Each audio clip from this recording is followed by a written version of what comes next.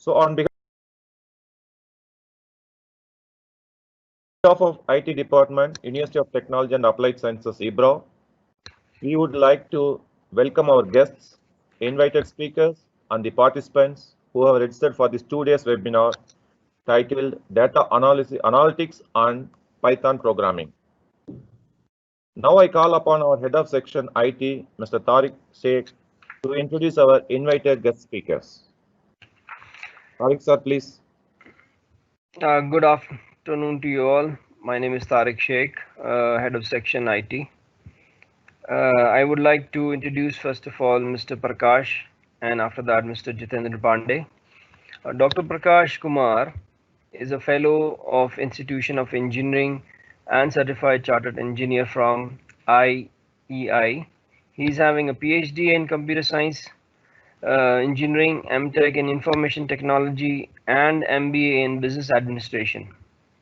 He has more than 20 years of experience in industry, military, academics, and present faculty at Middle East College, Muscat, Oman.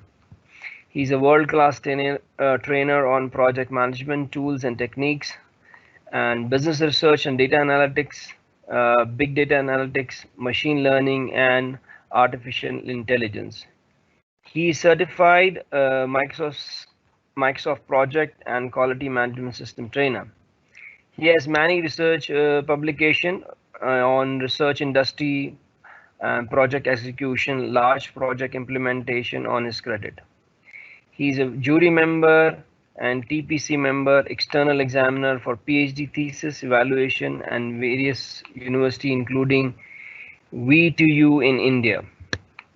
Now coming to Mr. Jitendra Pandey. He is a fellow higher education academics in UK and certified big data analytics and certified IoT analytics in GICT Singapore. He's having masters in computer application from India. He has more than 15 years of industry and at present faculty at Middle East College, Muscat, Oman. He has many research publications in research industry, project execution, large project implementation on his credit. His research focuses on data analysis, machine learning, and artificial intelligence within H index of 3. Mr. Jitendra has published over 20 papers on various research journals, conferences, and has presented paper in 15 conferences across the globe. He has chaired various sessions at international conferences across the globe and recently gave his keynote speech at one of the IEEE International Conference in India. He is an editorial board of MEC Journal and Smart City and a member of IEEE Societies on Smart City, 5G and IoT. So I welcome you both of you and I hope this session will enlighten us on your endeavors. So you people have the floor, please, Mr. Dr. Prakash and Mr. Jitendra. Thank you very much. Yeah, well, thanks for the introduction.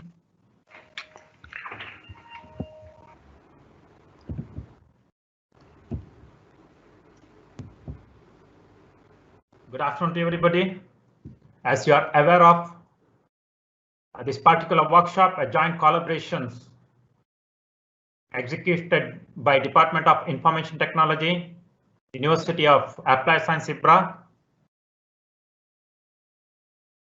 I'm Dr. Prakash from Middle East College. As he already introduced me, fellow of Institution of Engineers, currently faculty at Middle East College. Today's sessions will be discussing about data analytics using Python, along with a bit of orientation about Python programming. Later, we will be switching over to data analytics part, understanding the key concepts, as well as how to implement those analytical attributes within the learning process. To begin with, we need to know about the structure of data, what is data science, what is data analytics, as well as how it helps in business dynamics, how one can reap the benefits of analytical power or the capability of data, thereby designing a certain strategic directions in order to help the business process. It's a systematic. If I talk about the data science, then I will switch over to data analytics. Later, I will switch over what is the machine learning, then artificial intelligence. All these are a progressive learning of data science. We begin with the data science, then we switch over to the data analytics. After that, we enter into machine learning. Then once we are able to understand the predictive capabilities of that particular machine learning algorithms, select the best and take a decision. That's what we call it as artificial intelligence. As a part of data science, it's a systematic study of understanding the behavior of data structure of the data. It has got a characteristics, attributes, identities. Let me begin with what is data, then we'll discuss about what is information, then how we can design the knowledge or create the knowledge or extract the knowledge, and how we can apply. As you are aware that data analytics is one of the hot topic, a trendy topics in the industry. In the 21st century, information is the oil of the 21st century, and whereas the analytics is the combustion engine. Unless you don't analyze properly, you can't make the reap, or you can't reap the benefits of the data.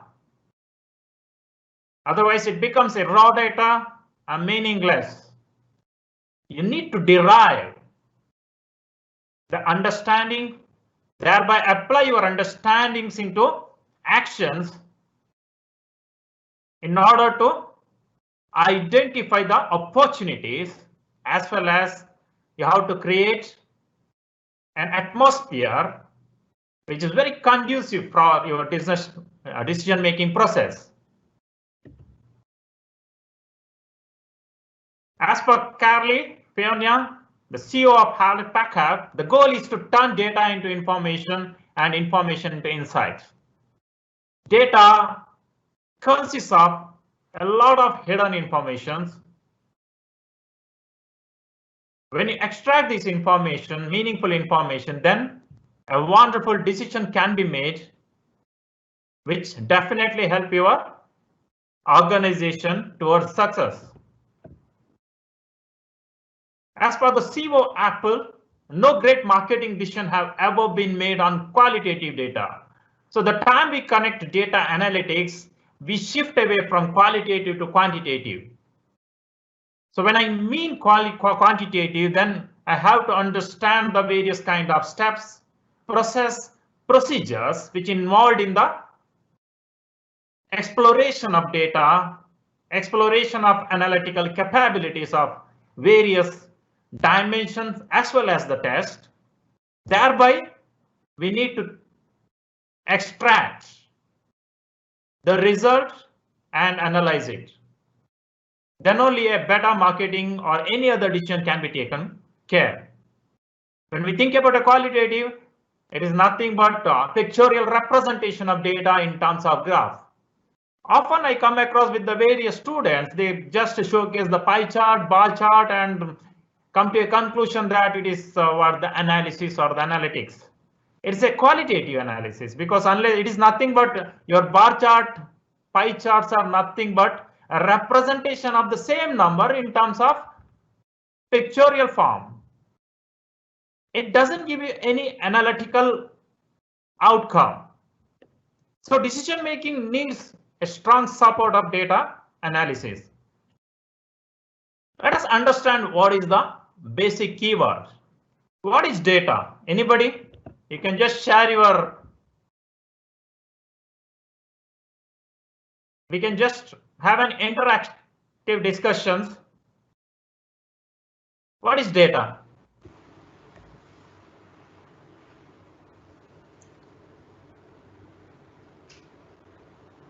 I think, Dr. Prakash, we have got so many faculties from different colleges. So it will be good if we can have interactive sessions. So all of you are free to ask questions and share your views on the data analytics and the importance of this particular topic in the current scenario. So let us have a lively discussion. This is the introductory session, of course. So we will be talking about the importance of Python programming and data analytics. And later on, we will see some hands-on and some basic implementation of the Python programming today itself. And then in the next session, we will go into deeper discussion about data analytics tools and how we can do actual data analytics with a big data information. So today you are all welcome to ask questions, whatever queries you have regarding the topic, and we'll be happy to answer those questions as well. Dr. Prakash, please.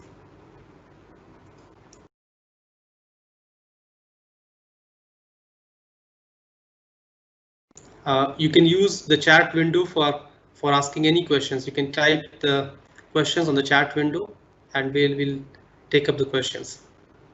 I guess you can go ahead, Dr. Prakash, because currently there are no questions. Yeah, as per our discussion, today's session will be a basic know-how about the data analysis, data analytics. You're able to see my PPT, is it not, Mr. Jitendra? Are you able to see my? No, it's not coming. Yes, please. Yes. Yeah. Today's discussion will be limited to understanding or knowing about data, followed by what is data analytics. Then we will explore the hands-on exposure on how to install the Anaconda software, which is the basis for understanding or exploring the data analytics. And a little bit of Python programming, introduction to Python programming during second half. In order to understand what is data, as you are aware that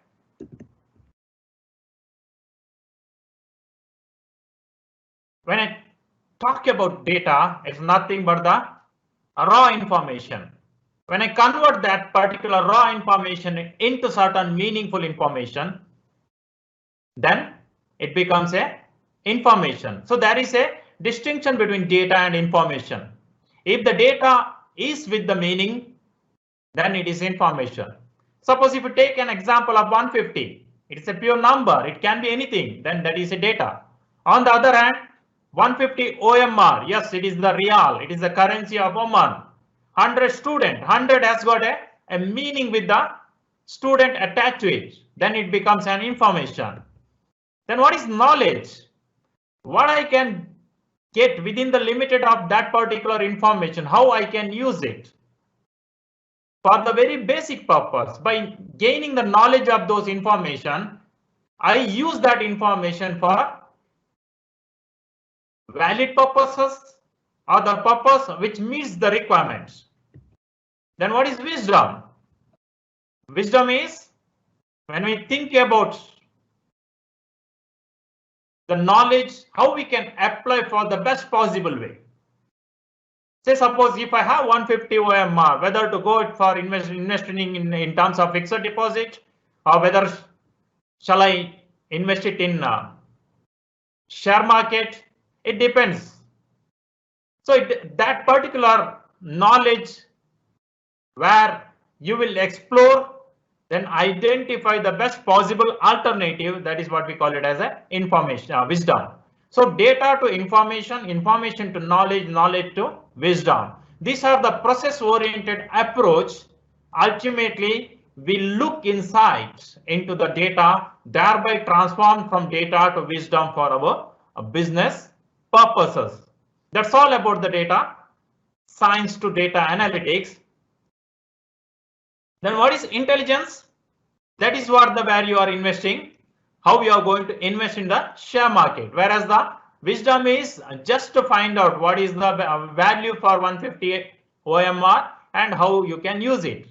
What is the best alternative? That is the intelligence. That's why we call it as, after the data analytics, normally we apply those things into the business intelligence. As per the definition, it's a raw and unorganized data, set of data process and meaningful as per the requirement. That is what information. Why we use Python programming? Why we use software? As you are aware that there is a difference between human way of processing and computer processing. As we process, the human explore the skills, equip with the skills, understand the rules, they gain the knowledge and they establish themselves as the expertise. Where in terms of data handling, the human uncertainty will increase. On the other hand, we use the algorithm, we use the computers for processing the information or the data, where there is a possibility of a reduction of uncertainty. So when you think about data processing or information processing, human and computers are converse to each other with reference to uncertainty. We cannot handle large set of data or huge information, whereas computer there is no boundary, there is no limitation. On the other hand, computer will not get expertise. It will not understand the skill. It will not develop the skill. It will not gain the knowledge. These are all dictated by the human. There is nothing like a computer gain the expertiseness over processing so many data. No, unless until you don't fix the certain set of rules right in place, information processing outcome is not possible. Whereas no issue with the uncertainty. Let it be any number of large volumes of information, there is no matter for computers. So we'll just discuss about the data analytics part. What is data analytics? It is the discovery, interpretation and communication of meaningful patterns. With the raw data, you may not be able to understand the decision making requirements. Whereas when you apply certain statistical tests, when you apply certain algorithm, whatever the outcome will help you to take a firm decision based upon the result. So that is the reason why we apply the data analytics. Various kind of algorithm later stage what we are going to explore in hands-on will definitely ensure you to understand about the patterns, how it lives, how it provides. Thereby, by observing the various kind of patterns, one will be able to take the real concrete decisions in the business process. Analytics is an encompassing and the multi-dimensional field. So once you develop the data analytics, your skill set is multi-dimensional. If you are good in data analytics, no matter whatever the work environment, you may be in logistic, definitely you can predict the modeling, predict the business, logistic business, supply chain business. You can analyze the time to market or shipping of various kind of product. You can understand the warehouse inventory management system, thereby take the decision about whether you will be able to deliver within the next span of days as directed by your customer. So it helps being in different business. You are a data analyst. You will be able to give a right directions in order to take the proper decision from the management perspective. So that is what it is, a multi-dimensional. It can observe the mathematical capabilities, statistics. Apart from that, you can also think about predictive modeling. That is what we call it as. That is the beginning of machine learning. Data analytics helps small and large organizations to maximize the value of their data. Ultimately, data. It is the available of day-to-day business. It is availability of everyday transactional informations. It is the availability of sales to customer payment, whatever it may be. you can unearth the insight, you can establish the relationship, you can find out that is there any influence on one to another, thereby you can create or build the plan and respond in real time customer demands. That is one of the greatest advantage of data analytics. Types of data analytics, we'll be discussing about prescriptive analytics, descriptive analytics and predictive analytics. Today's session, that is the next Saturday session, we start with the descriptive analytics, where we'll be mining the data using various techniques. We apply wide varieties of statistical analysis. It can be the correlation, it can be the t-test, it can be principal component analysis in order to understand or reduction of the wider dimension to a narrower one. We may try to establish the association between the two variables. We may take a decision based upon a decision tree algorithm. So descriptive analytics will help you to understand the various kind of data within the statistical parameter. On the other hand, prescriptive analytics, you select the best among the descriptive data and analyze and take a decision. Predictive analytics is what we are going to discuss, that is purely on machine learning, where our learning will start from the logistic or linear regression. Then we move on to the decision tree, random forest, neural network, etc. Various kind of different set of algorithm. Ultimately, we are predicting. Ultimately, we are forecasting based upon the existing data. So our learning curve will be within these 2 days will consist of all these 3 aspects of data analytics. Descriptive, definitely we begin with the mean, median, mode, standard deviation, correlation, up to regression. Prescriptive, again it is an advanced level of correlation and regression, whereas predictive, we begin with the machine learning. In the application, definitely prescriptive analytics. Suppose I want to buy air ticket, definitely I explore which particular airline provides me the best possible ticket. I also come to know and explore the timing. What is the layover time? What is the starting time? What is the destination? At what time I reach the destination? Then I select the best alternate among the multiple opportunity availability. I may opt Oman Air. I may opt any other Indian Airlines. I may opt any other international airlines. The set of selection of the best airlines with reference to my need, shortest possible way of traveling, because I may have to reach early morning 8 o'clock. At the meantime, thinking about the cost. That is the prescriptive. Find out the best among the alternatives.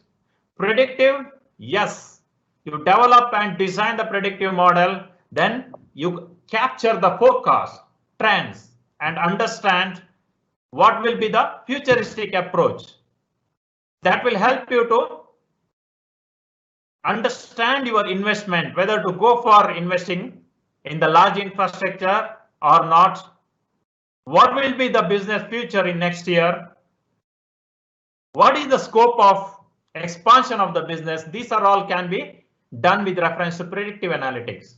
Descriptive analytics, that is the basic know-how about the data, understand about the number of frequencies, how they are associated within each other, thereby understanding the characteristics or the attributes of each data. So it begins with the descriptive, then we move on to the predictive, then we reach to the prescriptive, or we can think about predictive at the end, because machine learning is absolutely unpredictable. So in order to reach the data analytics in business dynamics, it is a business to consumer application process. It helps to understand the business dynamics, thereby help you to take the decisions. What and all you can do? You can predict the customer trends, analyze, interpret, deliver of data, increase business productivity. You can drive the decision making process. Role, You can gather the hidden insight. You can generate wide varieties of report, whether it is a graphical or whether it is a tabular. You can perform the market analysis, thereby find out what is the strength and weakness of yourself with reference to the customer. You can improve business requirement based upon the past or the historic data what available with you. A lot of sectors are contributing with reference to the data analytics, largely contributed by banking sectors, large financial institutions. It's not only limited to those particular sector, it even begins have the scope in manufacturing, government, public, private, hospital, healthcare, supply chain, logistic, and what not. So data analytics needs everywhere, including our education systems. The key benefits, as I stated, better decision making, strategic initiative you can take. You can establish the relationship with the customer in a better way by understanding their requirements. You can reduce or downplay the risk. You can enhance your financial performance. Overall, you can improve your business process. We'll also discuss using hands-on experience or exposure using a various kind of data visualization process. Python supports a very good graphic outputs. We'll be learning various kind of graphs. It begins with not only limited to the histograms, it can be any kind of tables, maps, infographics, dashboards, charts, area chart, pie chart, bar chart, or even Gantt chart, heat map, histogram, matrix, scatter plot, timeline, word cloud. So these are all some of the basic graphic techniques with reference to library which is available in Python. We shall explore all these data visualization aspects of Python in the subsequent sessions. Our learning will be a progressive, as I stated that we begin with the data science. Mr. Jitendra Pandey will explore the data science with a certain set of Python programming introduction. Data mining will then move on to exploring the external data sets. We'll try to download from the open data source. Then we will try to import and apply various kind of data analytics where we understand the establishment of the relationship between various data points or the variable and come out with some basic statistical analysis. Then we will move on to the machine learning. As I stated, explore a wide varieties of algorithm right from decision tree, random forest to neural network. Then we'll explore which algorithm is most suited and what is the outcome of each algorithm. Then how to take a decision or how to predict the outcome. And then we will also discuss about the artificial intelligence, which is nothing but finalizing whatever the outcome you design or extract from the machine learning. It may give you several output. The time you are able to select the best outcome and apply it, that is artificial intelligence. This is not limited to only to the scientific or the technology communities or technical communities. It also can be parallelly or subsequently used by the business community as well. But only the paradigm, only the beginning and end points are only different. Let us see that how we can distinguish between these two aspects, how we can use the data analytics and machine learning and artificial intelligence with reference to business as well as with reference to engineering. In terms of business, if you see, our input is robotic process automation. What does it mean? Any data in terms of forms, capturing of the data in terms of tables, digital set of information, it may be text, it may be numbers, it may be tabular data. So we automate the process of capturing of the data through online forms, online documentation, fetching of information. Then we pass it across the data science paradigm, then data mining paradigm, then data analytics paradigm, then machine learning, and at the end we take the best possible decision through artificial intelligence, and that decision making capability is artificial intelligence. For example, people are having the scope of entering their insurance details, all the requirement for buying an insurance plan. Probably RPA will help them to provide through the form, they enter all the data. That is a robotic process automation. No sooner you type, all the data will be converted into table. And the process begins. At the end, decision making will be whether you are eligible or not without human intervention. By seeing your capability, your age, your past history, and your medical informations, the system itself take the decision which policy is better for you, which policy you have to opt, and if it recommends, that is the entire process of business. Robotic process automation for the business. Every key aspects of data science involved, data mining involved, data analytics involved, machine learning involved, and artificial intelligence involved. And the outcome of that artificial intelligence is nothing but by execution of single decision, accepted or rejected. A fully automated process. On the other hand, how do we implement this one in engineering or technology domain? Instead of robotic process automation, we use the sensors here. It can be the sensors in the aircraft. It can be the sensors in the tropo units. It can be the sensors in any industrial hubs. It can be sensors in the vehicle. A continuous monitoring and the variation it captures, seamless integration of this data will be then piped, then moved into the entire artificial intelligence or data science framework, where the rest of process continues as we discussed with reference to business. But only here the outcome will be the application of control rather than to generation of the report. Business, your acceptance or rejection will be through the email, whereas in technology or engineering domain, automatically it will actuate the control, thereby facilitate closing or opening of the actuator, stopping or starting a system, or any operation of a particular machine, service, or the operations, which is a mechanical. It can be the mechanical outcome. It can be forcibly execution of electromechanical device.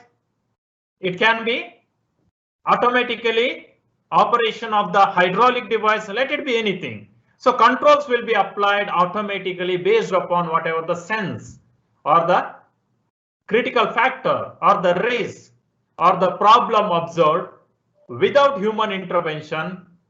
An analytical approach will be applied and controls will be automatically applied. This is the engineering perspective. Yes, we don't use it from the engineering perspective. We don't use the RPA. We use the sensors. On the other hand, we don't generate or use the report or the decision-making emails. We create the controls and automatically it will apply in the mechanical or electromechanical perspective. Data analytics tools, various kind of tools are available as an open source. Our main focus is Python. I also compare with the reference to R, and we shall discuss what is the benefit of Python and R. What is the meaning of open source? Which will facilitate you to even inspect, modify, and enhance. It is not a freeware. Freeware only facilitate you to use. Open source will come along with the source code that you can modify and customize as per as your requirement. That is the reason that it is being called as open source. So Python is an open source, R is an open source. When we think about data analytics, these two are the topmost open source software available in the market. Let us see what is the difference between R and Python. Both are open source programming, but R is good for statistical analysis. Python is very good for deployment or development environment. What does it mean? For the scientific community, for the engineering community, Python is best. For the business community, R is best. Python is more program centric. It even facilitates you to generate the and executables, deployment provisions are there. It also even help you to embed with the hardware device, which is not possible with the R. On the other hand, R, any statistical analysis you want to do, a single code of command or the syntax is good enough in order to find out correlation or regression, or you want to find out mean, median, mode, anything is possible. You want to apply the t-test, you want to apply the parallel principal component analysis test, you want to apply the Cronbach's alpha in order to find out the what is the reliability. Everything is possible in R in a simplest format of coding. That is the reason it is more suitable for business community. When I teach data analytics for the MBA community, I always prefer R. I don't recommend them for Python. When I teach for MSc, engineering, MTech, ME, then I always recommend them for Python because they can further explore in terms of embedding features, in terms of system design and deployment, which you need to have a basic understanding about the programming, software development life cycle, and system design and architecture approach. That is our reason. Otherwise, both go hand in hand, both go parallel up to every aspects of your business needs. These are the, I will be sharing this particular PowerPoint with the coordinators. So you can just go through with the difference between the R and Python. As I stated, one of the greatest advantage of Python is deployment and production, whereas R, data analysis and statistics. Both use very huge libraries. The beauty of R and Python is externally we connect the library as and when required. The way you conduct or the way you program in C, you use the include tag, then you call the particular library or the header libraries, header file with the .h. Then you compile the program. Similarly, we externally connect by calling various kind of library. One of the greatest advantage of this particular system over C or C++ is it is a line interpreter. That is, every line you can type and execute and see the result. Then and there you can apply the corrections. On the other hand, C++, unless until you start to end, you don't finish, the compilation process doesn't complete, it will not provide you the result. And your compilation process will come out with a large number of data bugs, and you have to debug, you have to solve that, then only you get the result.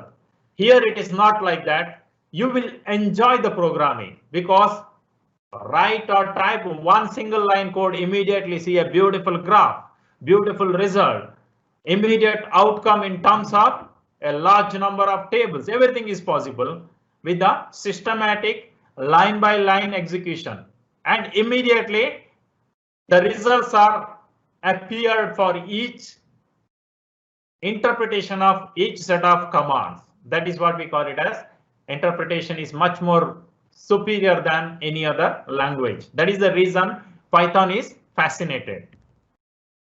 Why Python? It is flexible, open source, easy to learn, very good online community. You get a lot of free ebooks. You get a well supported communities are there. It began with the Cairo van Rossum from the Netherlands. He started with the ABC programming, and later on he renamed that ABC programming as Python, and 1.0 version released in 1994. So it is developed by Rossum from Netherlands. Current version what we are using is 3.7. And the best part of Anaconda is Python is integrated in Anaconda.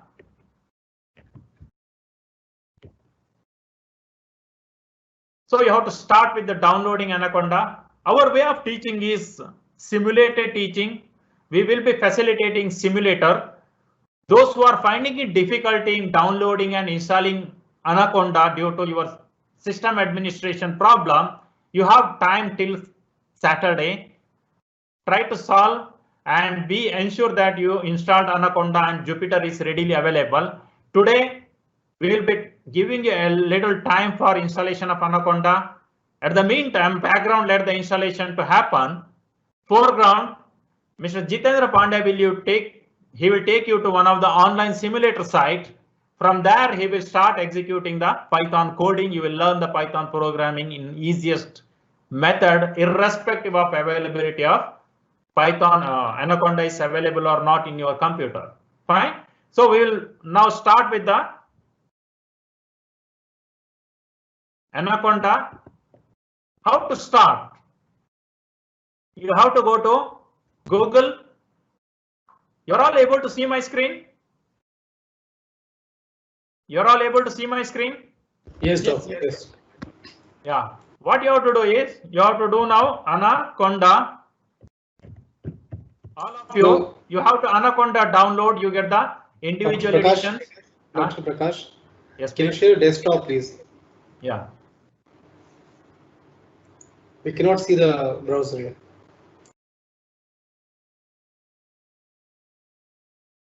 And we have a question also, Dr. Prakash. Yes, please. Can you highlight upon analytics and machine learning? Yeah. Yeah, let me discuss about the analytics. Analytics is statistics. Machine learning is a prediction. Prediction is not part of statistics. Let me start with what is analytics. Or I will say the method or the process in the analytics involved. I want to know about the distribution of the data. Fine. I apply the frequency distribution.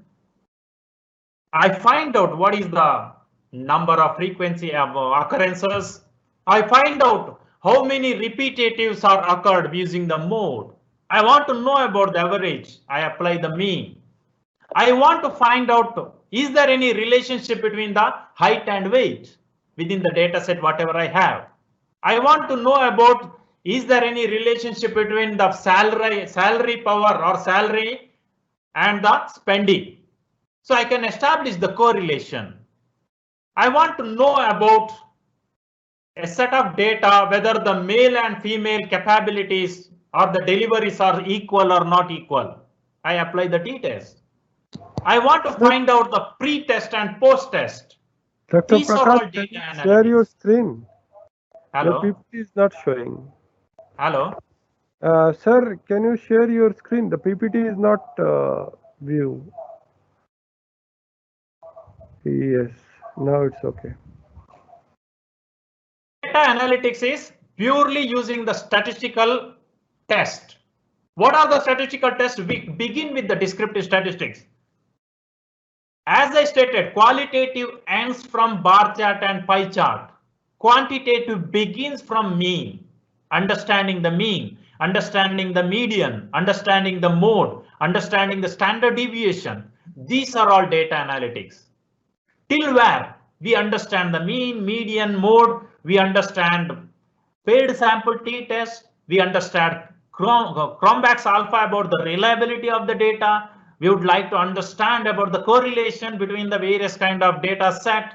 We would like to understand about the paired sample t-test, which helps us to find out whether the pre-delivery or the post-delivery. Say suppose one example is, I have a data set of a BP recorded before the medication and after the medication. A doctor, he has got 100 patients. Before start his medication for a week, what he does, he record the BP of the patients. Then for 1 week, he gives the tablet. After 1 week, he asks them to report him back all the 100 patients BP again he records. Then he compares, is there any deviation from pre-test and post-test? He applies the standard, what is that, paired sample t-test, and it gives the decision-making capability by showing the p-value if it is less than or more than the prescribed referred point, then he can say that his medication is working. So these are all the tests is data analytics. Then what is, doctor cannot predict the time doctor taking all the 100 patients data and two tests, one is 1 week before, one is 1 week after, and again after the same medicine if he continue, what will be the third week? If he is able to predict, that is machine learning. Machine learning starts where the statistical analysis ends.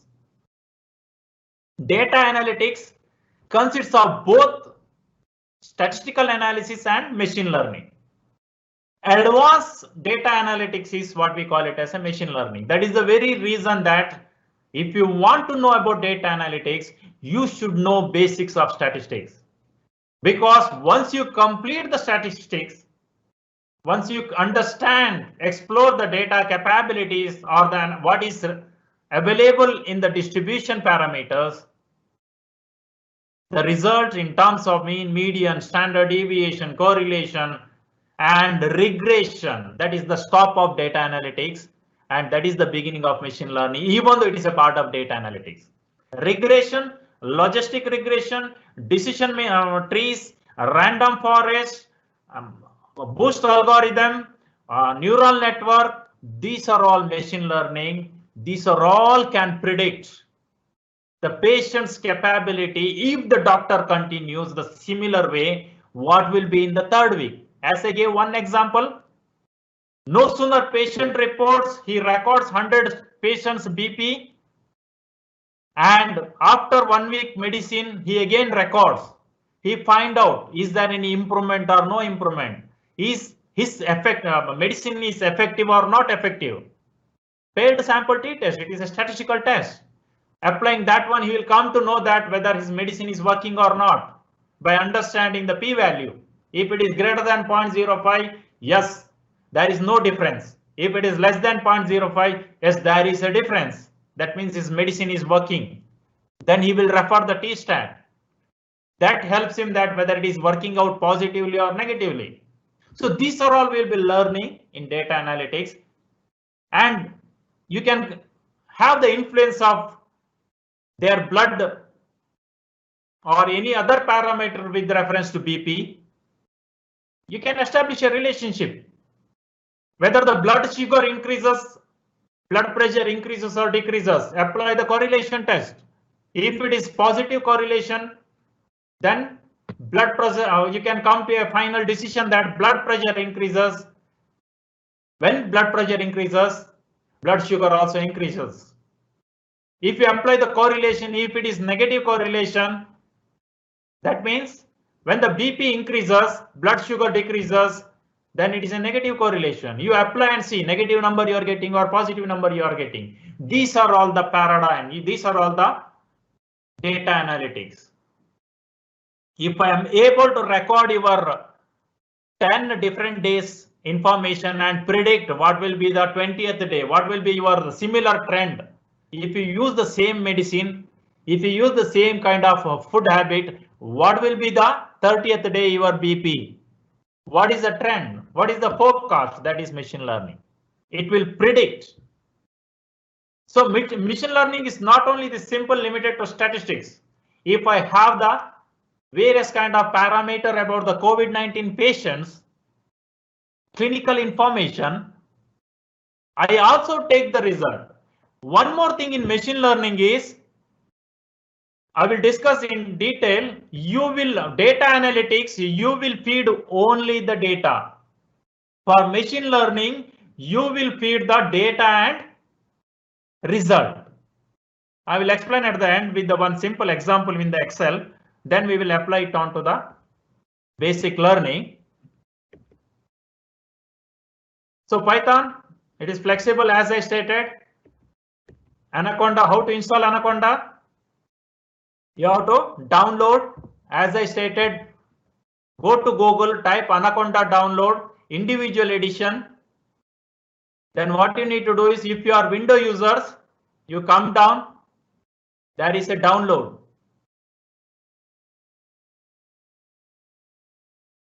You have a download here, click download. You have a different set of information, whether your machine is 64, 32, if you are using Mac, if you are using Linux. So you can try to use 64 if you are using Windows 7 and above version, that is Windows 10. Older window you can download. When you download, it will be single file will be downloaded and installed. Then you have to run it for execution. When you run it, install it in your D drive. Okay. Right now you can see. Can you see the screen? It is downloading 39, 41, 44, 46. So it is 467. All of you start. Go to Google. Type Anaconda download. So I already have. So where it is downloaded, it will be downloading in the downloading folders. From there you have to. So you will get like this single file. When you double click, you install it in D drive so that your system C drive will not get disturbed. After downloading, you get the setup screen. Click next. I agree. You can see just me recommended, since it is your own laptop. Here what you do is you remove and all the folders, only use the D drive.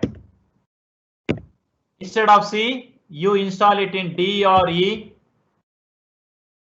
So your software will be installed. Once it is installed, watch here, you will be getting the program group.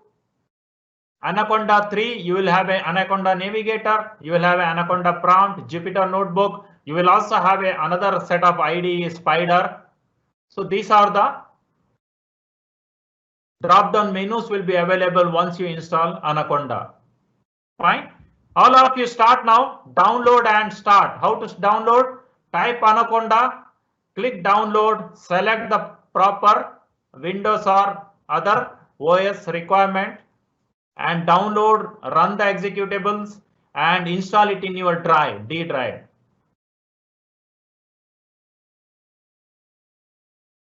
Beginning Python, as I stated, there are people, they directly go and download Python itself. That is not recommended. You can even download Python. It is not flexible. So here download Python. If you download only Python, a lot of difficulties you will face when you are compiling, because every time you have to connect the library. So do not download only Python. Always use the Anaconda Python. Anaconda is an integrated environment. So if you, there is a wider version of approach is there for Python programming, shell based, as I stated. If you download the Python, only Python, then you can see here, you can go to, I'll just show you how the shell scripts are there.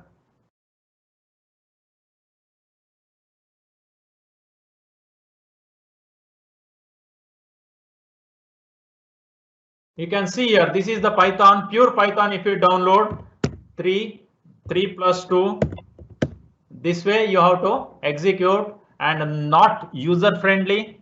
It is not interactive, but it is a proper Python. If you install the Anaconda, it will also install Python. On top of Python, it will use the integrated environment and some easier interactive editors where you can type the program. It is similar to use the NetBeans, Eclipse, etc. So we have a shell-based approach. You can use the integrated development environment. You can use the NetBeans and use the Python. You can use the Eclipse. In this case, you have to download only the Python and configure. Whereas our recommendation is download and use the Jupyter Notebook. Once you install, you get the menu, as I stated, I will just explore and explain that one. Then we will go to hands-on. These are the way how the Jupyter Notebook will look, and we will land up in the Jupyter Notebook. I will explain now practically how it looks like. Our learning limited to these 2 days. We will be learning basic data science. You will be learning data analytics. You will be learning machine learning. These 3 will be completed. And at the meantime, advanced level, later stage, you can go and explore possibility of deep learning, big data analytics, artificial intelligence, image processing. These are the advanced level. We are touching only the first 3. We already have a larger community of Python learners because we recently completed a first week Oman for 5 days with the Python and R from 23 to 27, approximately 1,000 plus joined across the globe, and we have a stronger community of basic Python learners, probably with the collaboration with the Ministry of Technology. Will be coming out with the advanced level of image processing, will be coming out with the, or will be conducting advanced level of big data analytics using Python in subsequently. So this is the right time you finish the basics through these 2 days workshop, that is up to a level of machine learning. Thank you. Only one example what I'm going to explain here is the difference between the machine learning. Then I will stop. We can have a break. Watch here.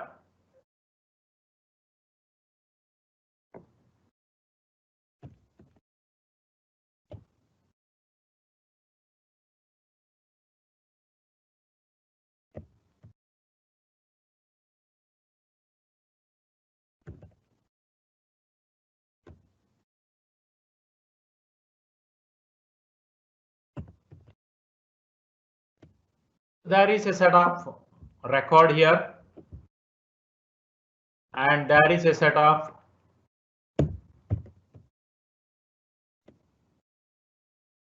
you all able to see this one? Yes, sir, it is visible. You are able to see screen? Yeah, the Excel file is visible. Yes. Heart disease.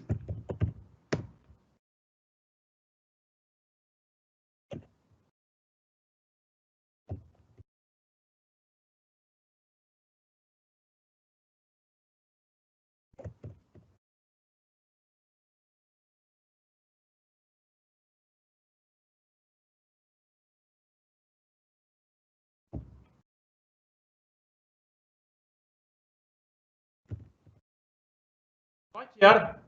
Let us imagine that I have a set of data from the patient. We have a recorded information about their blood pressure, their sugar, and already their result is out about whether they have the heart disease or not. What is machine learning is, for normal programming, you only feed these 2, then you program, and for the outcome. For machine learning, we are feeding these 3 information, including result.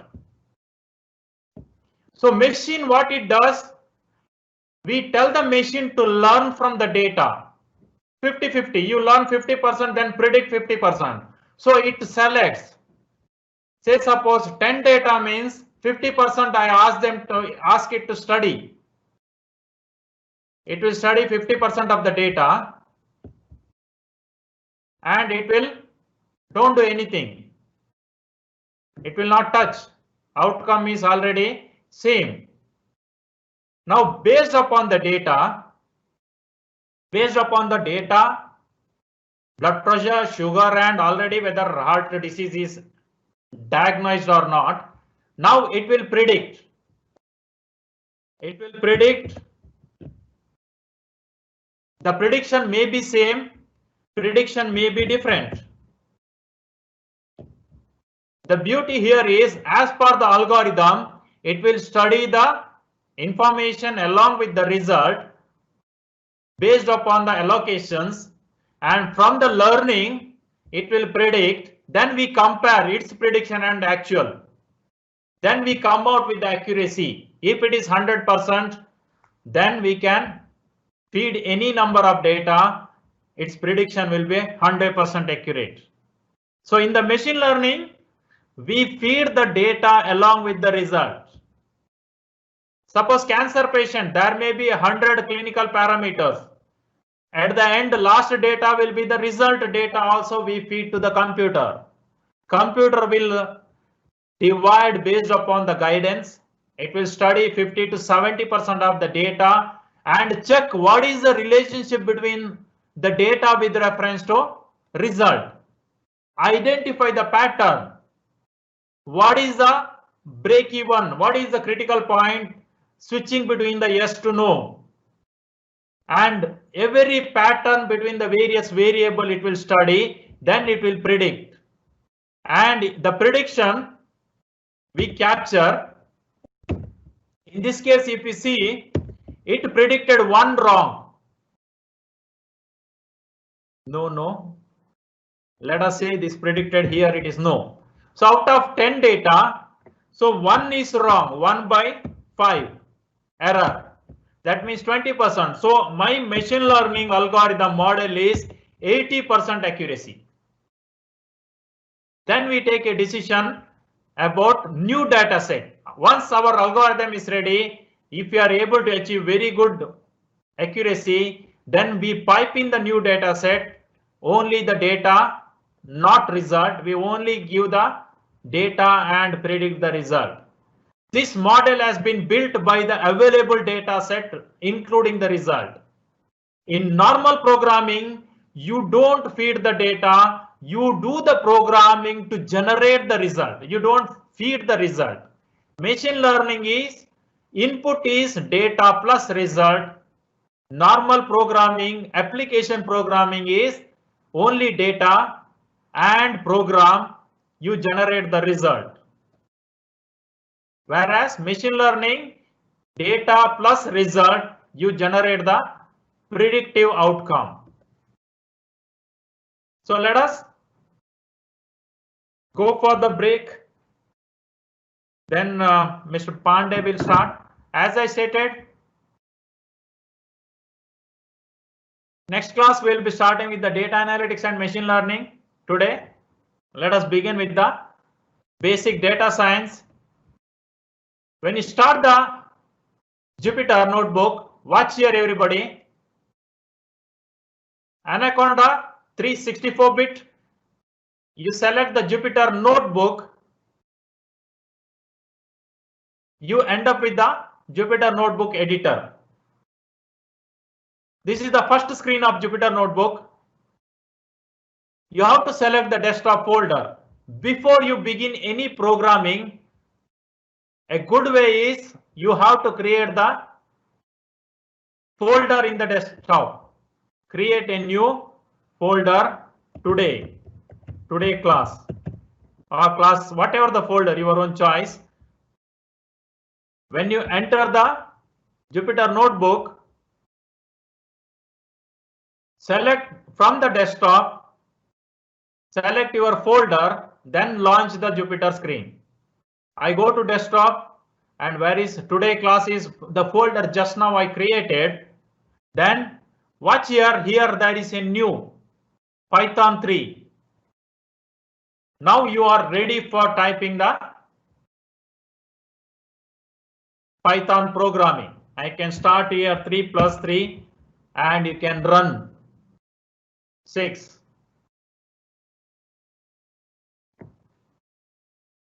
If you type before, so you can say print.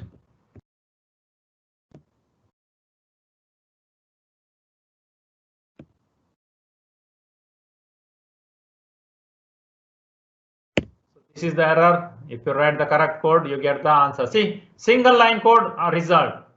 Keep on execute the result with reference to the code whatever you type.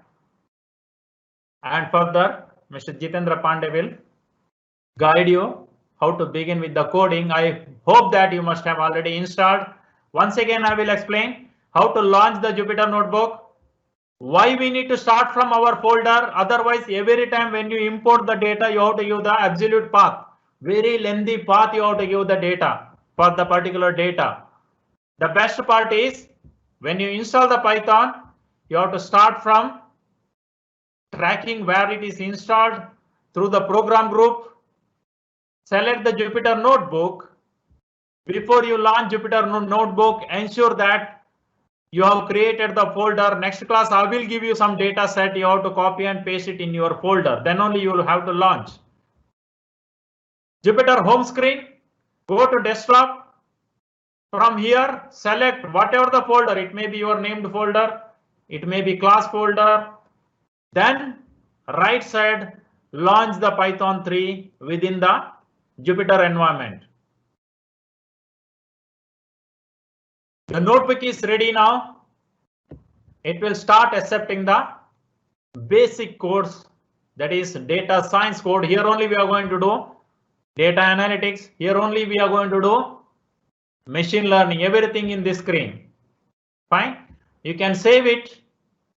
File save as. Automatically it will save class 1 in the same folder. So you can say 3 plus 8. So let us begin after the break. Thank you, Dr. Prakash. Pandey, he is there. Who is coordinator? Yes, sir. Yeah, you can just Yes. inform him what to do. Yes, Dr. You can Prakash. do the Google Colab, no issues, but we are not teaching only the Jupyter. So multiple editors, so many queries may be difficult. Later on, you can switch over to Google Colab. But as for the learning environment, we will be completing the entire process through Jupyter Notebook only. Even Spider is there. I will just demonstrate.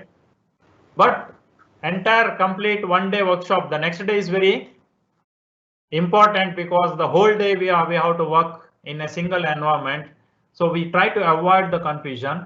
Later on, you can use Google Colab, no issues. Or parallelly, if you're master in Google Colab, you can try it out. Okay, thank you. Yes, Mr. Jitendra. Over to Mr. Jitendra Pandey. Thank you, Dr. Prakash. So if you allow me, I will share my screen and I'll continue with the demonstration for the Python programming. And it is suggested that you all are using the same platform as we are using so that we are on the same screen, same pace. If you have any problem or any issues you are facing, you can share your issues or problems through the Q&A section. I will constantly have a look at that section and I'll try to help you out with that. So you can when use you start, Jupyter Notebook. Yes, you can use Jupyter Notebook directly also if you're using it. Online also, but recommended. We are recommending Anaconda because it's a complete platform Complete, where because we have later stage library, we will be teaching you how to connect the library in case of errors. So you will learn the complete process. So all the supporting libraries which are required for the analytics purpose, which we are using for demonstrating some graph or some other options, are all integrated in the Anaconda environment. So that is why we recommend you to use Anaconda. But if you want to explore, definitely you can explore. All those other tools are also good and they will give you a good understanding about the Python programming. That's the good thing about Python programming. You have got a variety of options, even in terms of practical exposure, or even if it comes to the learning mode also. You have got all the different options available with the Python programming. So I'm just if you have installed Anaconda, it is very good. And if for any reason you have not installed or you're not able to install it, no issues. You have all the time till Saturday because actual libraries and all we will be using on Saturday itself. So you can do that by Saturday. Today we can see both the platforms together. We can see the Anaconda also, and we can see the other platform also, so that all of us we can work today and have an initial understanding of how the Python programming works. So if you see this navigator here, so you have got Jupyter Notebook here. So we'll just click on this launch, and it takes us to the browser, what Dr. Prakash was just showing to us. And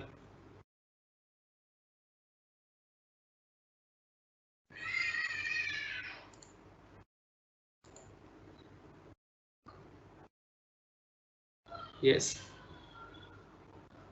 so here we are, and it is recommended that you have a separate folder for your activities, for your programs also, and even for the data as well, so that the access is easy for you.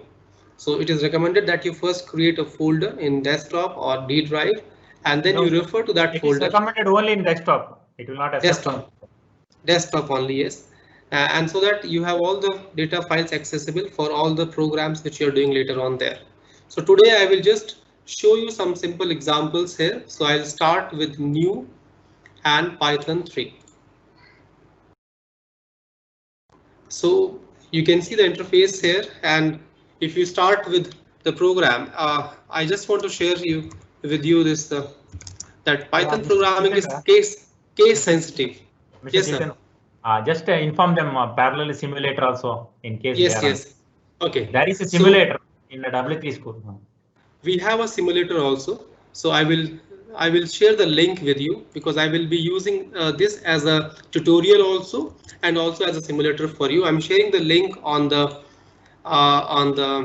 announcement section, so you can take it from there. You can click, or even you can type and go to that URL. So it's W3 schools. From W3 schools we can use the simulator. So they can use the W3 school Python in the Google. Automatically they can lead to that. Yes, or you can just Google W3 schools Python. That's it. So it will come to you. W3 So just school, and Python, yeah. So it will take you here. So you can just start from here directly. And there is a simulator. So you'll find the simulator option available here. Okay, we'll go to this, but before that, let me just say. So when I talk about any statement from the Python, let us say the first one we are all very fond of, the hello world. So as you know that the Python programming is case sensitive. So all the keywords which we are using in the Python programming are case sensitive, and all the variables which we will be using during the Python programming are case sensitive. So we have to be very careful with that. So let us start with our examples here. Let's start with the print statement. If you can see here, I'll just make it a bit bigger so that the screen is clearly visible to you. And I will also show you how you can use the simulator on the W3 Schools website. So if you see here, this is a comment. So all the comments you are using with the hashtag. So whatever comes after hashtag, it's a comment. And then you use the statement. So if I want to test this statement on the simulator, I will just click on this, try it yourself. And you can see the simulator opens here, and I can use this here. So if I want to change, I can change this, or if I want to add something else also, print, and then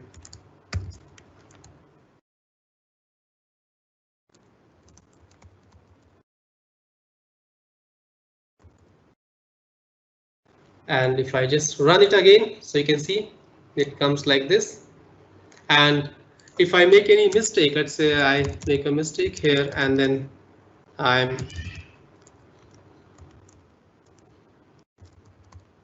trying to execute this program, so it gives the error also. And error is also very user friendly. You're able to understand that what kind of error it is. So it's not executing this, in fact. So let me just put it here properly.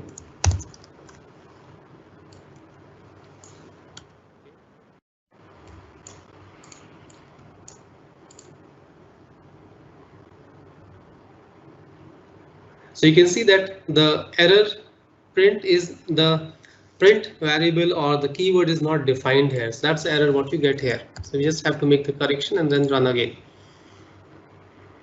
Let me see if there are any questions or doubts. I hope all of you are on the same track with me. If you can just confirm me, then I can proceed with the next set of instructions. Fine. Thank you. So if I come back to this now, and I'll go to the variables option, we'll try to see some of the initial mathematical calculations, and we'll see some operators first, how the operators can be used, and also how the conditions can be used when using the Python programming. So if you see here, some variables are defined here, and then they are printing it. So I'll just copy it from here, and I will use this simulator to execute this. I can also do this in the Anaconda navigator here also. So I'll just copy and paste here. You can see the multiple lines are there, and I will just execute this. So I have got a variable X which is storing integer variable, and a variable Y which is storing string character, and when it comes to printing, it prints it. That's another beauty of Python programming. It automatically allocates the value and defines the variable type. So the value comes here, whatever value you want to print here, it comes like this. The same thing I can also execute in this simulator. So it comes to you on the screen. I hope I'm clear to everybody. Yes, sir. Thank you. I just want to add on something here. So if I show you this statement here, as I told you earlier, whatever comes after hash is a comment. So X equals to 4 and X equals to Sally. So what do you think should be printed here?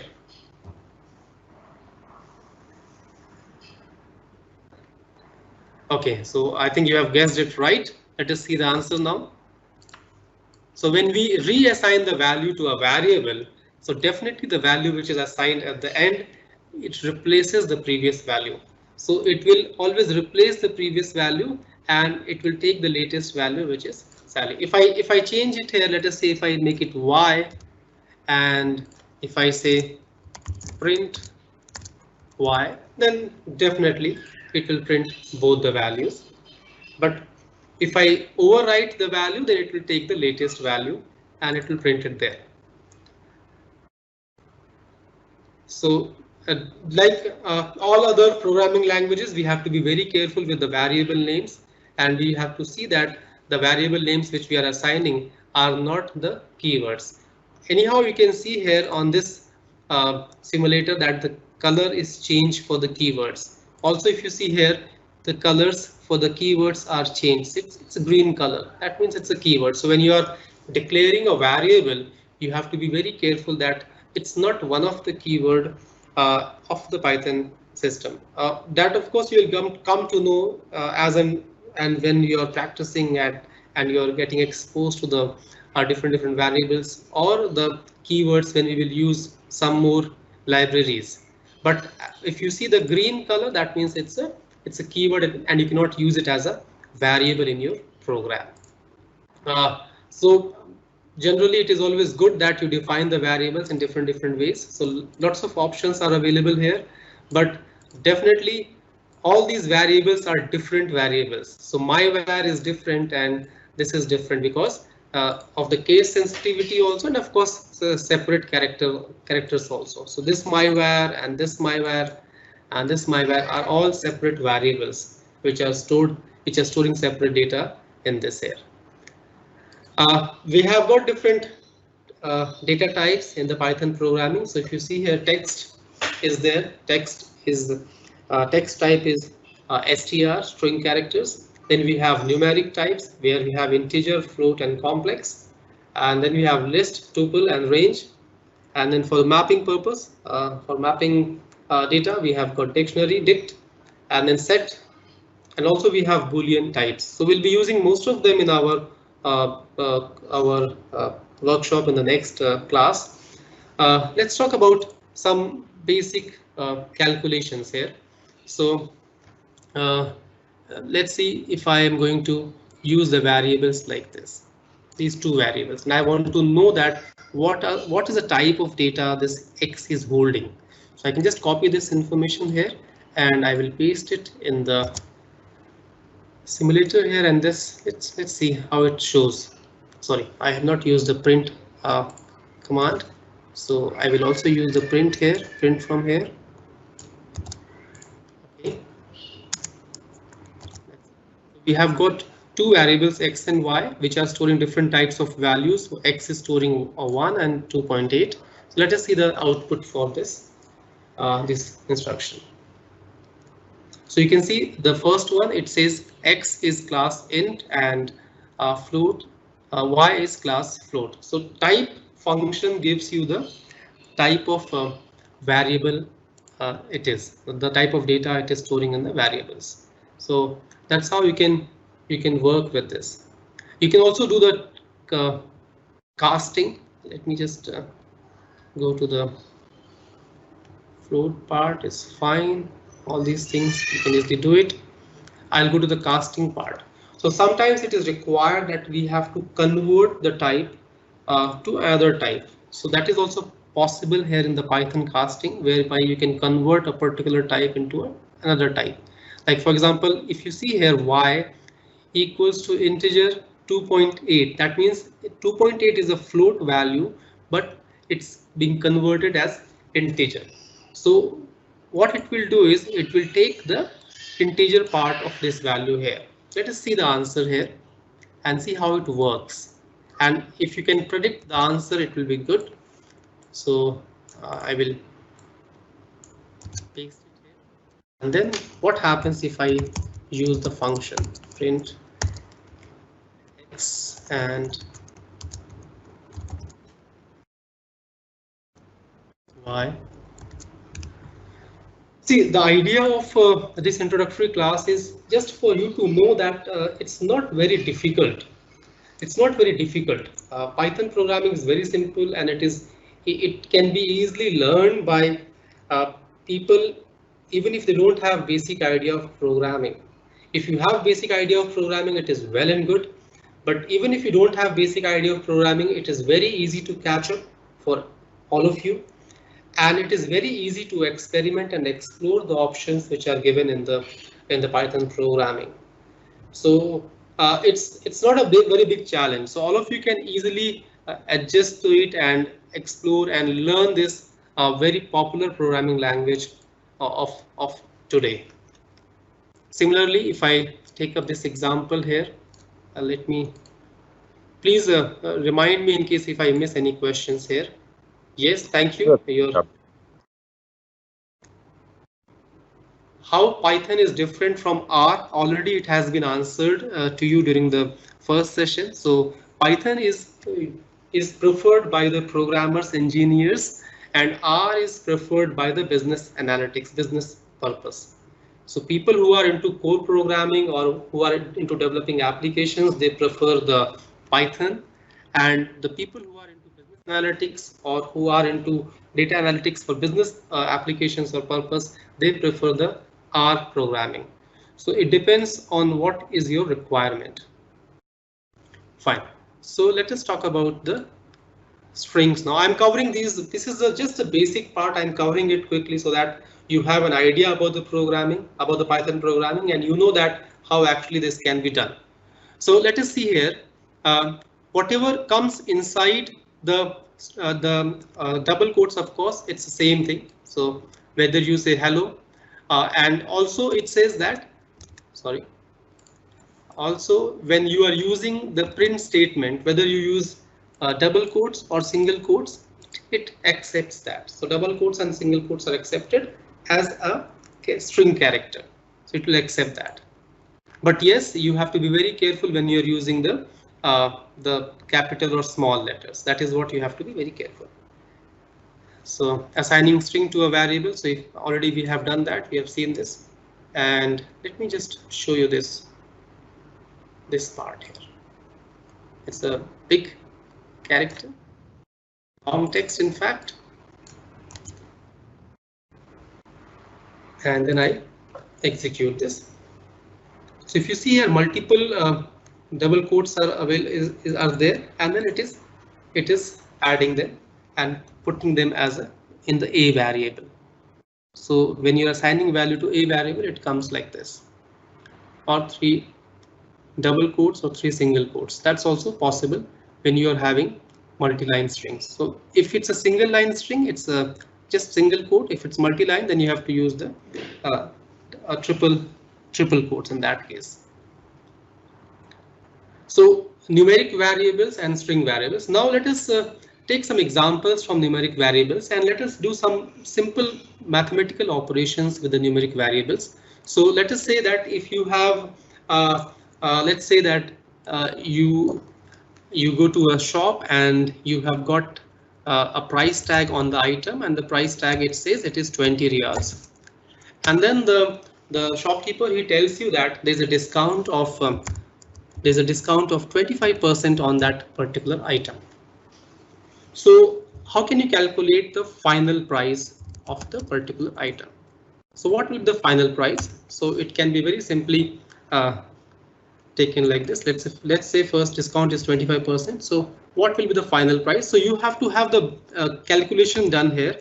So it's like 20 minus and then 20 into 25 by, that's a basic calculation what you will do. And then you can say print and. So if you're having multiple variables with different values, and you know, now again, if you see here, and if you know the mathematical formulas, so you can easily carry out these simple calculations also, and it will be easy for you to do this. So you can see the price is 15. Just that you should be very careful when you are using the formula. Similarly, if I give you a task here, and the task is that it's a very simple one.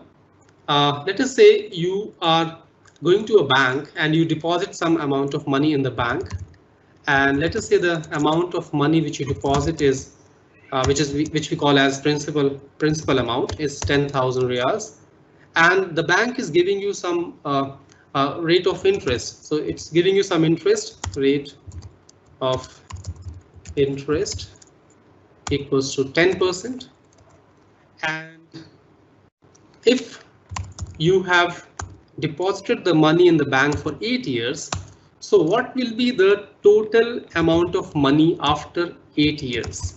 So can you calculate this? You have deposited 10,000 riyals in the bank, and the bank is giving you rate of interest 10.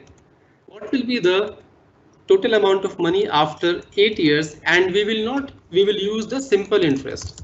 We will use the simple interest formula. So there are in the banks, they have another formula also. So we'll not go with the compound interest. We will use a simple interest formula. So what will be the amount after 8 years? So can you do this task and give me the answer on the Q&A section? Let me see who is doing it.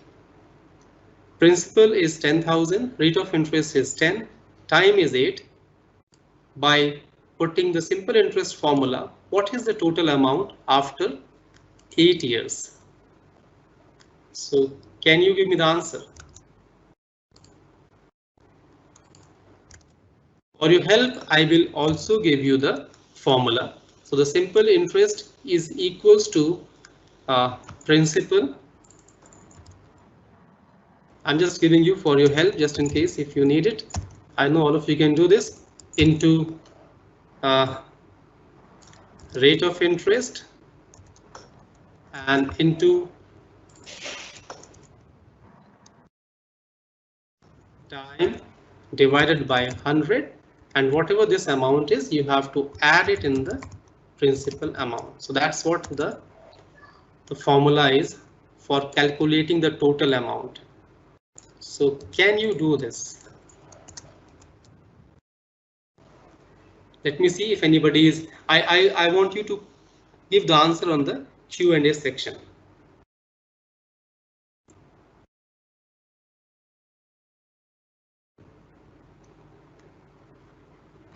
I think it will take some time for them to calculate, sir. I understand. Yes, I understand. I understand. So let me do one thing. Let me help you out, and I will give you this in the chat window, in the announcement section. I will give you all this, so you can just copy paste and do it. Let me try. I mean, let us try this, because if you will try, you will get to know about the possible errors or the mistakes which we can make. And parallelly, I will also do it now, and let's see how it works. So I'll go back to the screen here, and let me just do it. So I'm putting principal equals to 10,000, rate of interest is 10, and then I will say total amount.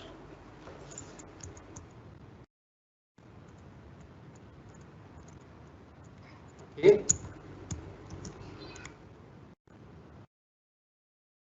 And then I can simply say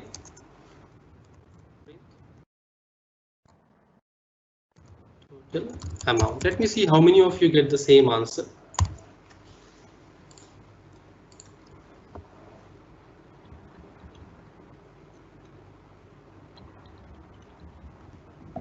It's 18,000. Great. So you can copy and paste the working code. What You about can right copy answer? and paste it. yes, I will copy and paste the whole code here, and I will give it to you for trying it. And then let's see how many of you get the same result. So that's the working code here. All of you can try this and see if you get the same result. It's very important that you just know that where all we can make, sometimes we make mistakes.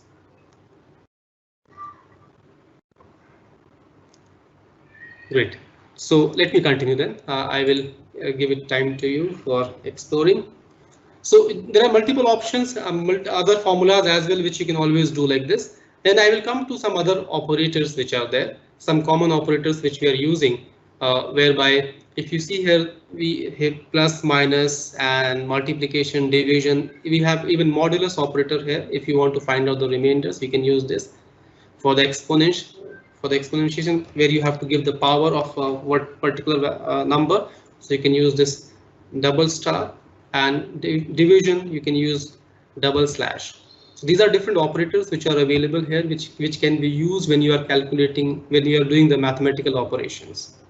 And also for the assignment operators, if you see, these are the options: x equals to 5, and then you have got plus and equals to. So different, I think all of them are mostly similar to what you have done in C programming. They are most similar to that. So if you're aware about the programming, you can easily do this. Let me just take up one example from here, if I can help you with this comparison operator. So I will take up this example from here for the comparison operator, and we'll do the if condition, how the if can be. Okay, if is further down the line. So using the comparison operator, we will do the if condition here. Fine. So let us say how the if statement can be used. So if we have got two variables with different values, and we want to find out that which variable is storing the bigger values. So how can we do this? So we have got two variables here, a 33 and b 200, and then we execute this, and you can see how the if condition, if statement works. So b is greater than a. If I just change the value here and I put it like this, and then if I execute this,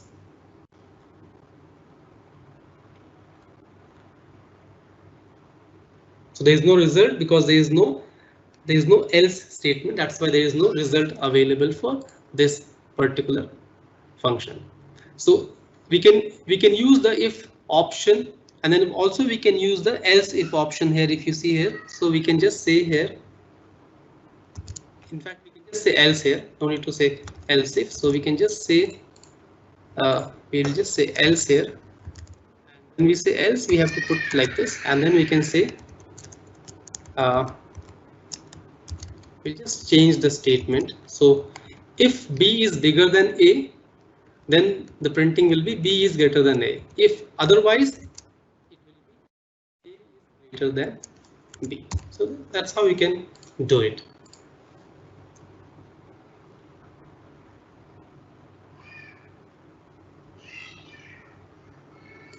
Just a second. The indentation has to be correctly done.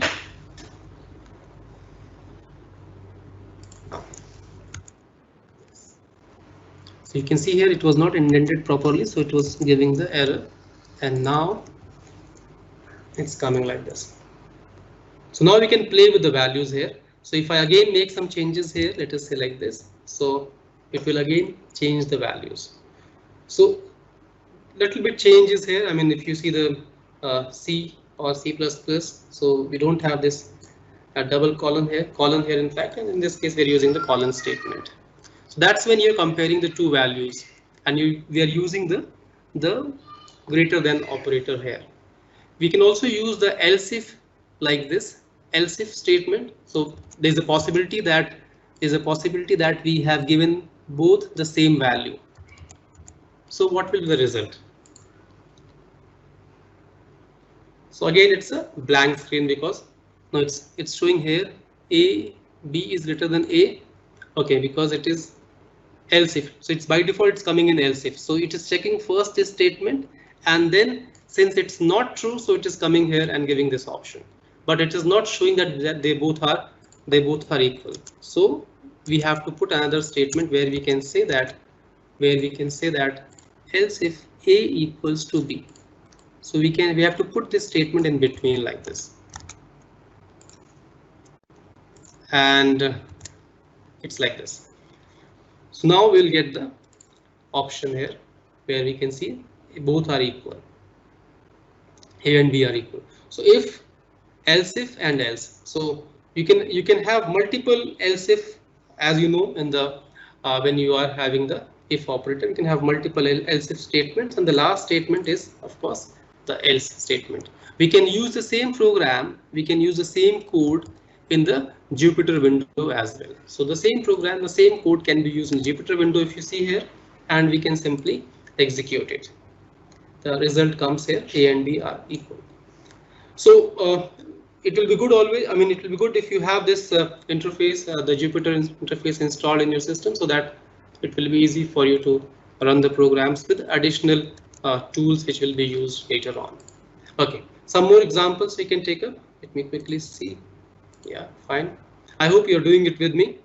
And we can also give one line if statement like this. If you don't have to check multiple values multiple times, if you just want to check a specific condition, so you can do it. So that's the difference between this one line statement and multiple line statement, because if you just want to check one value, you can always go like this. So the compiler has to only compile just a single line, not the multiple lines. So this will be faster as well, because execution will be faster. And if you see here also, you can see this is also one example for the single line statement.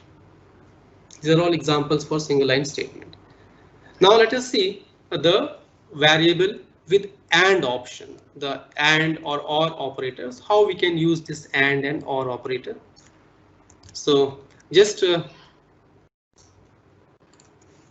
will use it here. So as you know that we are using AND operator when we want to check multiple conditions, and AND is used when we have to see that all the conditions are true. Then the AND will give you a true value. If any of the condition is false, then AND will give a false value. So in this case, we have got three numbers, and we want to see that the condition where it says if A is greater than B and C is greater than A. So if both the values are correct, it will give the answer as this. So AND means both the conditions should match. So let us just see this example here and then see what else we can try with this. So it says both conditions are true. Fine. Now, can we use the same example, same variables, and find out which is the biggest variable, which is the variable which is having the biggest number, using the if AND statement? Can you do it? Can you do it, please? Using the same variables, can we use the AND statement and we can find out which is the biggest number? So let's try it. All of you can try with me. and let me try for you. So we have got three variables which are having these three values, and we have to find out which is the biggest variable out of these three. So the conditions can be very simple. If A is bigger than B and I will say A is bigger than C, then definitely A is.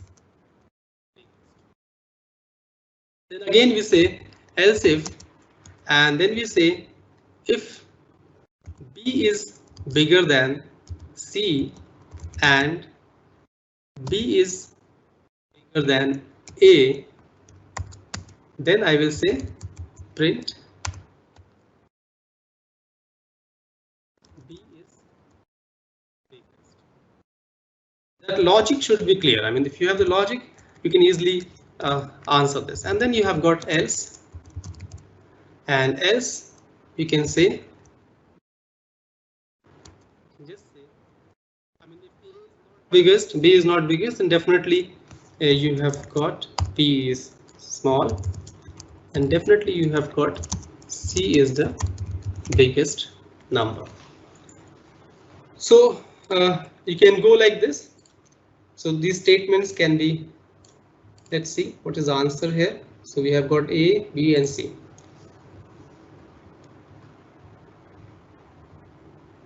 You can copy and paste the code. Yes, sir, but it's not showing the answer here. What is the problem? A, B and C, B and C. Okay. And everything is fine. Yeah, print A. Is it because of this? No.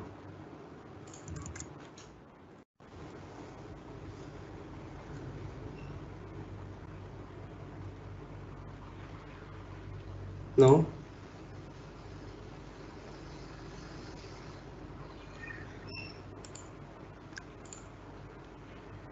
If A is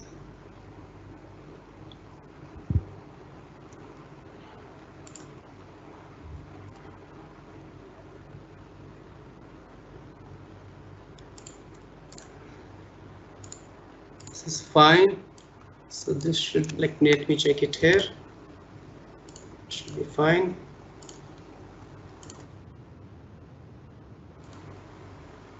Invalid syntax, yeah. So it shows that there's an invalid syntax here, file else. Okay.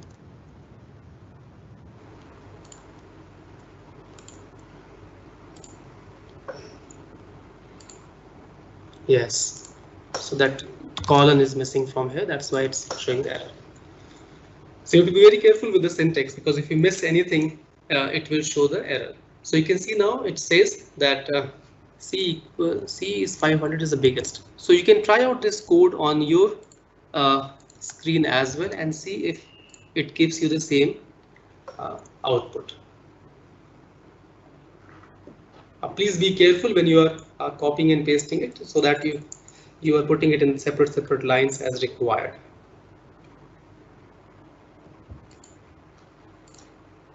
So that's how you can use the if statement and the operators. We can also use the OR operators or the other operators which are there if required for calculating or running different types of applications.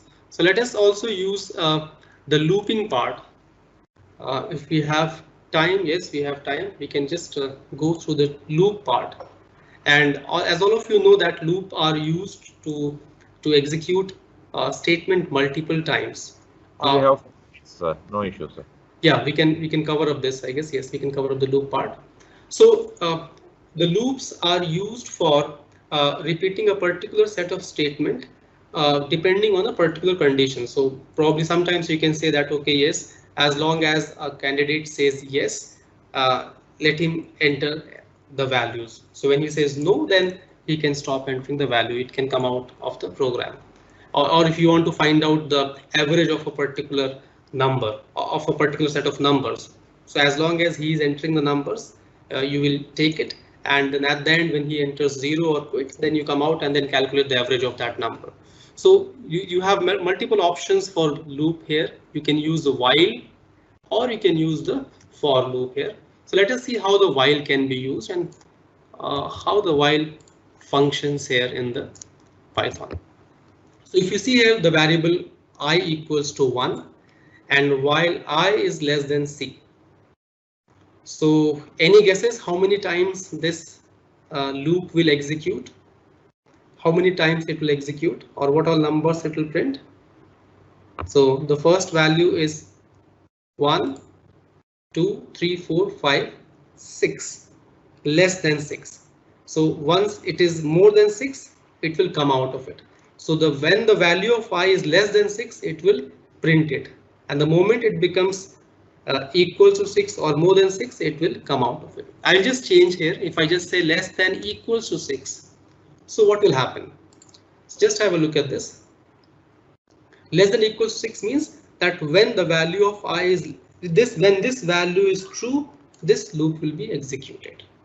So less than and less than equals to, that is what there is a difference. Sometimes we have to be very careful again when we are using the less than or less than equals to statement. So when we say that we have to enter 100 numbers from a user, so we cannot say I less than 100 because we have to take 100 numbers. So we can always say I less than 100, so that it also counts the 100th number from the user. So that's how the while loop can be used. Just I want to ask you, what will happen? What will happen if I put it? Sorry.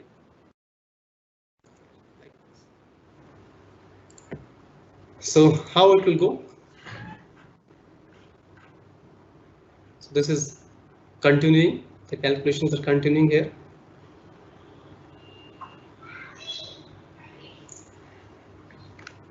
So this has come out of the loop part. So it's just continuing here. So we have to again. You can see the loop is continuing because the value is not. This means indentation is out of the while loop. So even indentation also has an importance when you are doing the Python programming. So when you say when you put it here, you have to make sure that it is properly indented within the loop. If this means it's on the same level, that means it's out of the loop, so it will not execute those values. Then you will see that it's repeated, means it's just printing I, that's it, and nothing else. So that becomes a problem, and it has to be at the same level.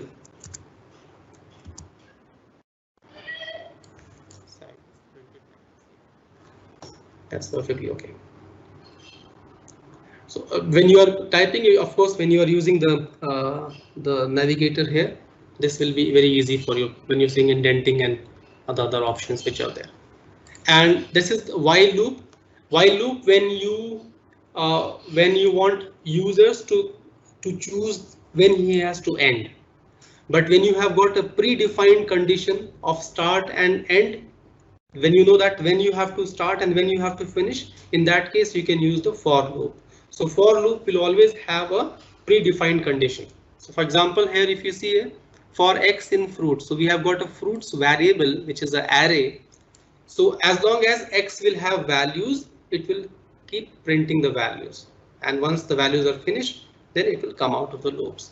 So this is how we can also use the for loop, and we can also use a traditional for loop where we have variable and values which are there. So it comes like this. I just want to take one statement from here, yes, and which is a break statement. Break statement is always used. It can also be used in the for loop, and it is very popularly used in the while loops to exit from the while loops. So if you want to use a break statement, it says if the value of x equals to a specific value, then break. Break means exit from the loop. So it will print banana and then it will come out of the loop then. So once it matches the value, of course it is printing here and then it is coming out of the loop here. So the break can also be used like this particular statement. So I think this is Yes, time sir. to finish. I don't want to give more pressure on the participants. I know 2 hours is too much. Yes. So we can have, I hope that you have understood, you have got a clear picture about how the Python programming can work. And trust me that the coming sessions will also be as easy as this. Yes, the only thing is that you have to explore the options yourself. I mean, like whatever we have discussed so far, we have just given you one example, but you can always explore with other options as well, other examples as well. So it will be easy for you to further pass it on when you are interacting with other students or other participants in your institution. So with this, I will stop here if you allow me. Thank you so much. And over to you, Dr. Arul. Thank you, Pandey sir. And thank you, Doctor. So now I call upon Robin to say a few words about the event, sir. Robin, sir? Yeah. Robin, sir? Hello. Yes, sir, Robin.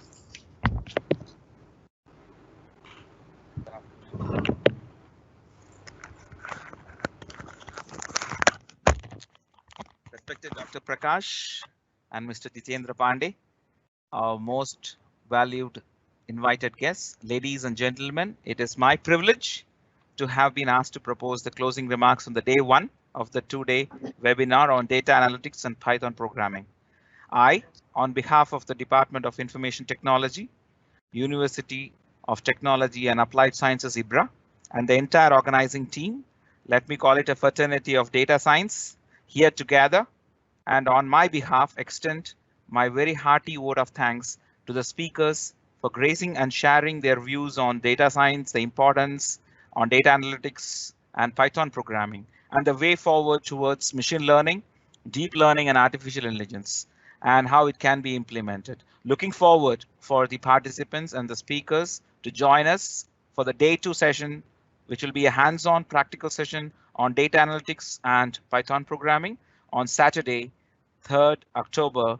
The session starts at 10 a.m. Be there, join us. Ladies and gentlemen, I will stop here.